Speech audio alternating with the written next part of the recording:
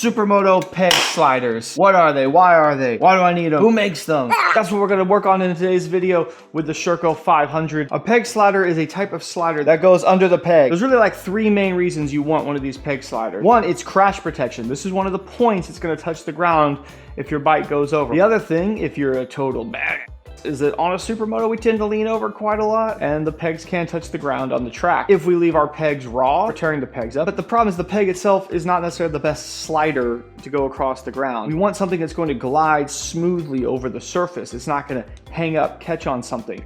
So something that's a slider material is much better at doing that. There's a reason the racers and full race leathers don't have titanium on their knee or some kind of aluminum steel. They have hardened plastic or even wood. Actually, we're not going to do wood. Of course, the final reason is for the track itself. There's a lot of tracks that really don't want big bikes on the track. I actually know of a local karting track that would be great if they let us out there, but they will not let big Supermotos out there because they've had someone gouge their track before. They don't like that. So if we can keep sliders on all the hard-hitting points, this would go a long way to getting more tracks opened up for us in the Supermoto world. And even if your track doesn't require them, I mean, I go to that little track up in Oklahoma there, so they don't really make a big fuss about it, but as being just a good steward of the track and trying to make things better for everybody else, it's nice if we're not gouging up the track because they're not going to repair it out there. So this is just a nice item to have. Now the Sherco does have one problem. It's super rare and it's stupidly well equipped. So there's not a lot of aftermarket for it. Nobody makes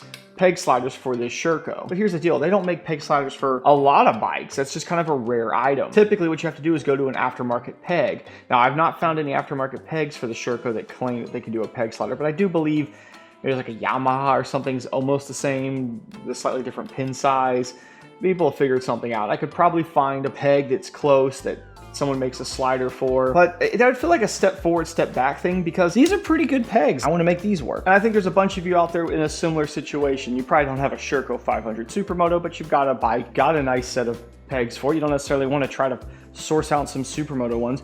Can you just build your own? I think so. I'm gonna give it a shot. And if I fail, then this video will never get edited and put online anyway. So the fact that you're seeing this means I probably got pretty far with it. So we're going to build our own peg slider. So let me show you what we're gonna use. Any of you who've been around this channel for a while, seen some of the other builds like this crazy thing, know that I like me some cutting boards. This is actually a great material to work with.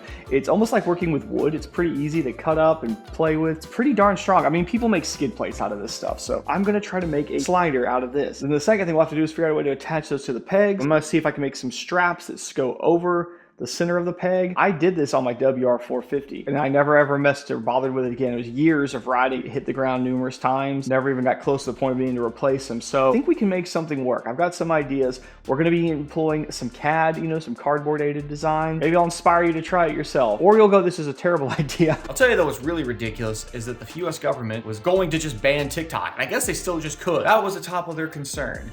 Not the fact that you or I could just buy someone's data from a data broker and it's completely legal. You have not broken any laws. The government doesn't seem to care about that. Every company you talk to nowadays wants all your information. We just have to trust it with them. With their low security, they're getting hacked all the time. We shouldn't have to worry about that. I don't worry about that because I use Aura, today's video sponsor. When you sign up with Aura, they identify these data brokers. They're selling your information and they send them opt-out requests on your behalf. And I know I've personally seen it. You give them just a few weeks, you'll see less spam calls coming in. You'll stop seeing all your information on these sites when you search online. They monitor the dark web for your personal information and they'll let you know real fast if someone's trying to use that information, set up a bank account, take out credit, and even in the worst case scenario, they give me up to $5 million in identity theft protection. So check out my link at aura.com/gardensnake to get a 14-day free trial, which will be enough time for Aura to see if your personal information's been exposed. Link is in the description. Thank you, Aura, for being a sponsor of this video.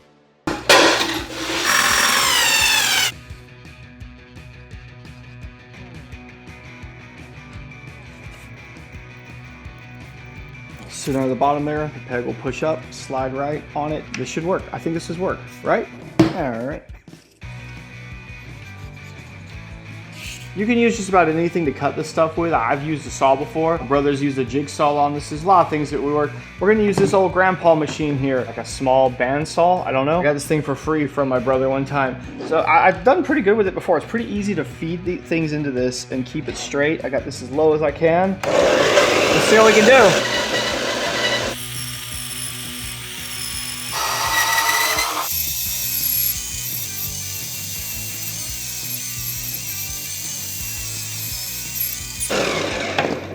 That's pretty easy.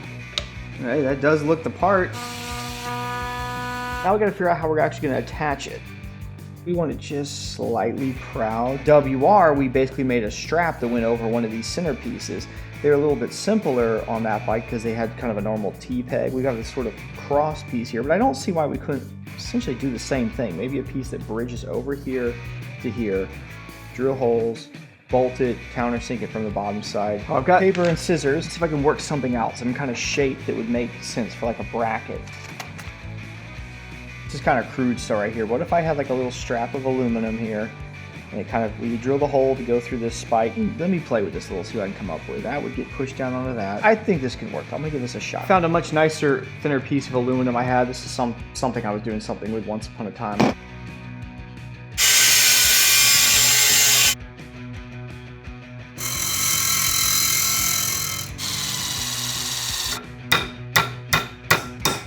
I kept working on this bracket, and I might be able to make something like this work, but I don't know, I just wasn't really happy with this. I like to do the whole there's no such thing as a mistake, just happy little accidents, but that thing sucks. So I was trying to figure out another way to attach this. I went on to Google. I don't know who did this. Credit to whoever it was that I saw did this, but I saw where someone took some small U-bolts, put them through the top, and then put nuts on the bottom. And I thought we could totally do that. So I found these online. I know I'm gonna have to probably cut the threads down on them, and I thought, oh, let me see if I can find some stainless ones. And these were so cheap, I thought there's no way they're actually stainless, but the magnet won't stick to this, so it might actually be good. Only because, you know, if you cut them, I don't want to have to worry about the bottom rusting later. So I'm gonna try to get away with one, and I'm thinking to go between this groove right here.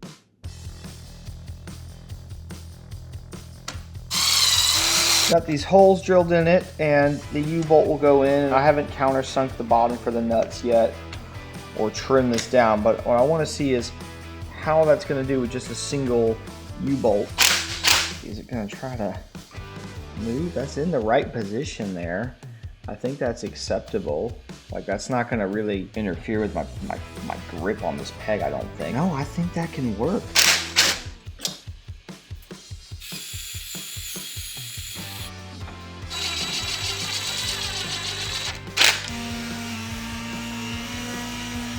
I got two of them. They're basically the same. Actually, one's like a flip that's fine because that goes on the other side. What I need to do is I need to countersink this a little bit. I have to countersink it big enough for the socket.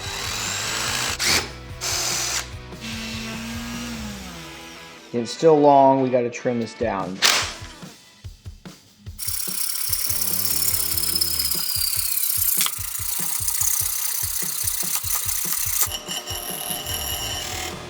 So I got everything I need except for, of course, the locking nuts. I'll go get those tomorrow. For right now, I'm gonna pop them. I'll put a little bit of blue Loctite on them. So I heated this thing up. I sanded it a bit more and heated it up a little. And I mean, if you look at it closely, I think it's still like, it's DIY.